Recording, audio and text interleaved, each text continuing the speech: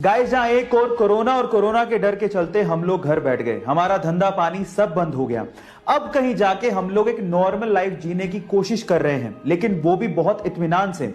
वहीं दूसरी ओर अक्षय कुमार इसी कोरोना काल में एक फिल्म शुरू करते हैं और उसे खत्म करके भी आ जाते हैं। जी हां गाइस, अक्षय कुमार की फिल्म बेल बॉटम दुनिया की ऐसी पहली फिल्म बन गई है जिसकी शूटिंग कोरोना काल में ही शुरू की गई और कोरोना काल में ही इसकी शूटिंग खत्म भी कर दी गई। Oh my God! और इसके लिए अक्षय कुमार ने पूरी टीम को धन्यवाद कहा है। गाइस, है ना अमेजिंग फैक्ट? गाइस, आजकल के युवा ज्यादातर प्रॉब्लम्स पे ध्यान देते हैं, लेकिन कुछ युवा ऐसे हैं जो कि प्रॉब्लम के सॉल्यूशन पे भी ध्यान देते हैं और उसी से वो नाम कर जाते हैं। जैसे कि झांसी की 16 साल की कल्याणी, वो अभी सिर्फ 12वीं क्लास में है और इतनी छोटी सी उम्र में उन्होंने एक एसी बनाया है जिसकी कीमत सुन के आप लोगों के होश फाख्ता हो जाएंगे।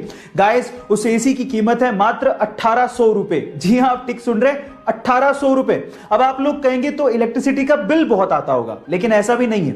वो सोलर एनर्जी से चलता है, इसलिए इलेक्ट्रिसिटी के बिल की कोई प्रॉब्लम ही नहीं है।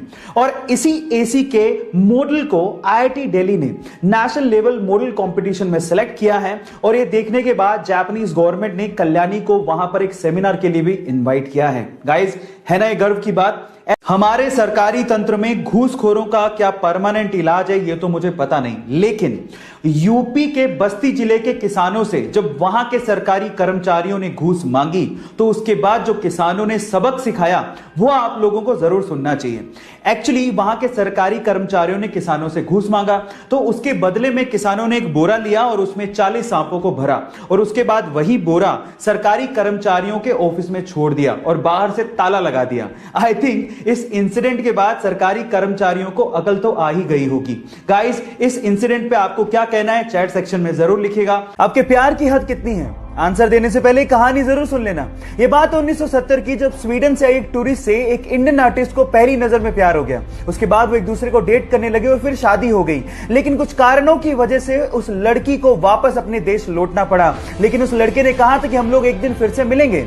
इतने पैसे नहीं थे कि वो लड़का फ्लाइट ले सकता, इसलिए साल भर बाद उसने अपना सब कुछ बेच के 60 रुपए में एक साइकिल खरीदी और 500 रुपए लेके दीवाना निकल पड़ा दिल्ली से अपने प्यार से मिलने। और 4 महीने की मशक्कत के बाद कोई टेक्नोलॉजी ना होने के बावजूद भी वो स्वीडन पहुंच गया।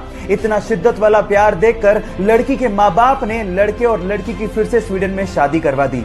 है ना जुनूनी बात? आपके प्यार में कितना जुनून है चैट सेक्शन में लिखने मत भूलिएगा।